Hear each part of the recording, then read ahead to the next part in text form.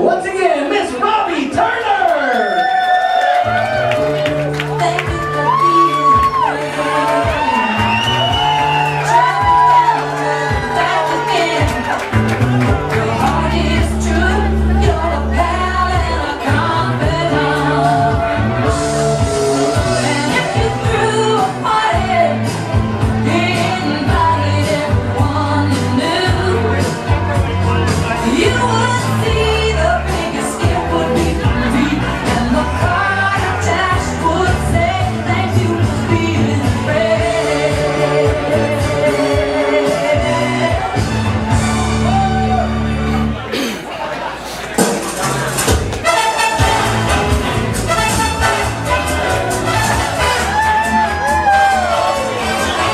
Miss Otis regrets she's unable to lunch today. Madam, Miss Otis regrets she's unable to lunch today. And she's sorry to be delayed. But last evening I was and she was straight. Madam, Miss Otis regrets she's unable to lunch today.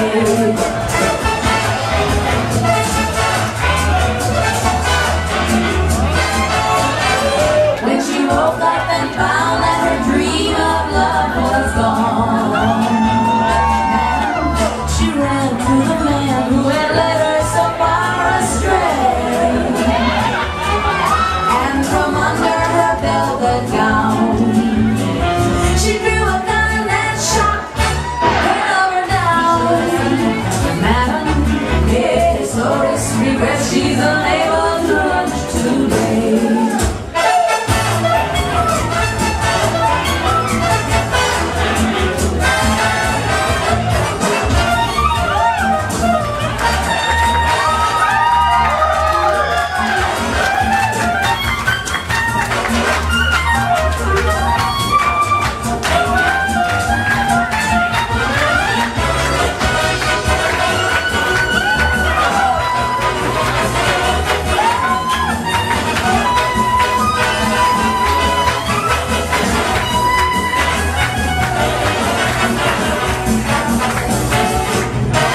When the mob came and got her and dragged her from the jail, they strung her up on the willow across the way.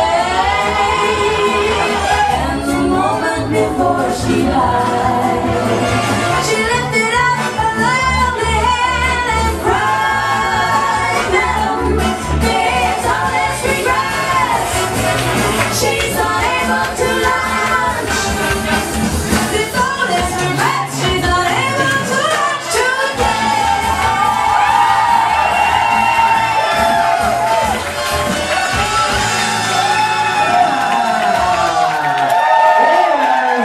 Robbie Turner! Thank you. So, have you ever performed so fast that a safety pin, I don't know where the fuck it came from, stabbed me in the leg, and I was like, ha! I was like, that was supposed to be a ballad. That was supposed to be Miss Otis. Regrets. Bitch, I had a safety pin in my leg. I don't even know where it came from. Encore my foot. You listen here right now. You want to give me $50? You got $50? I will say hit it. I will, yeah. Oh, interesting. Can't back it up. Can't back. Where's the 50, bitch? Yeah. Black man sitting in the front row doesn't have $50. This is my surprise face.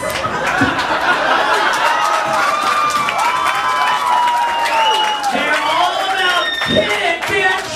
Hit it. Notice DJ E was just like filing his fingernail. He's like, bitch, hit my ass. Whatever. Well, don't hit my ass, because pays a lot for that. You know how that is. Do you have something to add? You got $50? I don't think so. No one ever has $50. The end. Thank you for. You do? Well, you're a woman.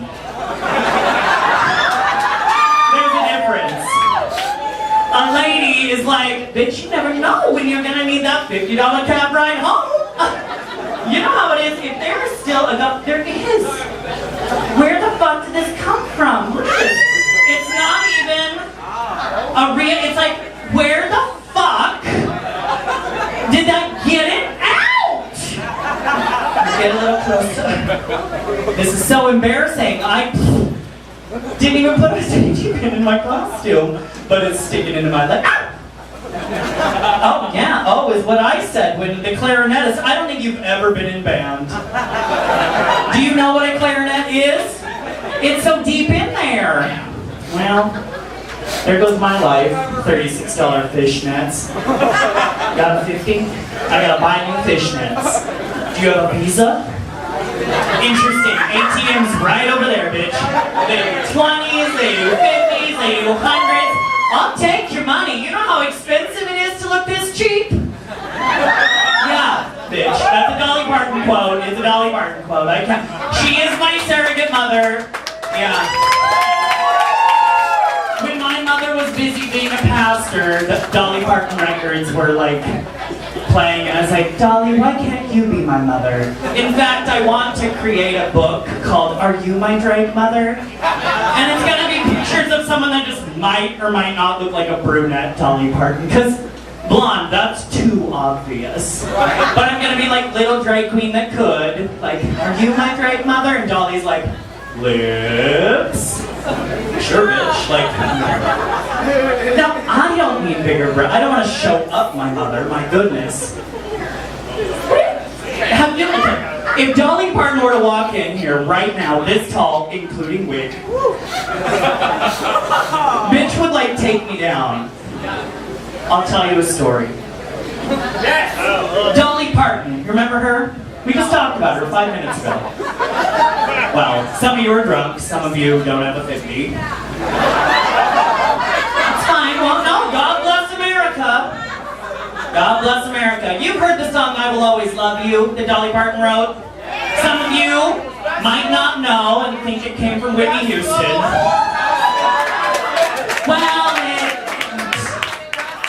sorry, I got you, girl. Okay. You got all the moves and the movies. So, Dolly Parton wrote I Will Always Love You in the early 70s when she was trying to leave the Porter Wagoner show. You probably didn't know that shit. It's okay, you're all born in the 90s or like after The Little Mermaid came out.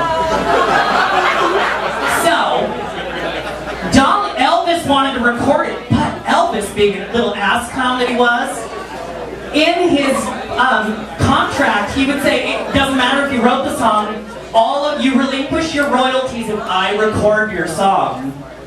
And bye-bye, like forevermore, regardless of who else records it in the future. Dolly, in the 70s, not quite a huge star yet, was like, bitch, I know this is a #1. Elvis, if that's your Christian name. And she, in an interview in the late 90s, after, Whitney recorded it, she's like, so I re-recorded it in the late 70s, and it became a massive hit for me. And then Whitney came along and did that little film that, about security. And, yeah. Everybody knows that film, right, Reese? So, she did The Bodyguard, and little Dolly Parton is in an interview on like Larry King Live or something stupid where he can't take his eyes off her tits. And he says, she's telling him this story, and she goes, you know what? I could buy Graceland. That's where Elvis used to live. I could buy Graceland 19 times over.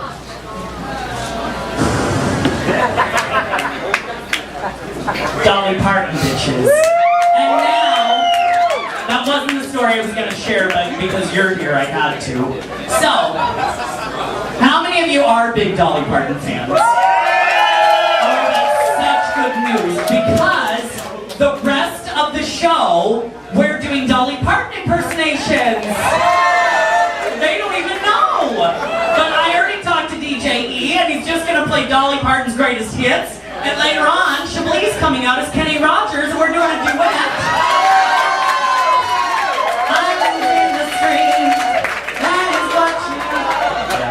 Chablis would actually, I promise you, Chablis, I would get upstairs and Chablis would be like, what? We're doing what? I'm like, no, it's not real, it's not really gonna happen, and then she'll beat me, because I'm the only white one in the show.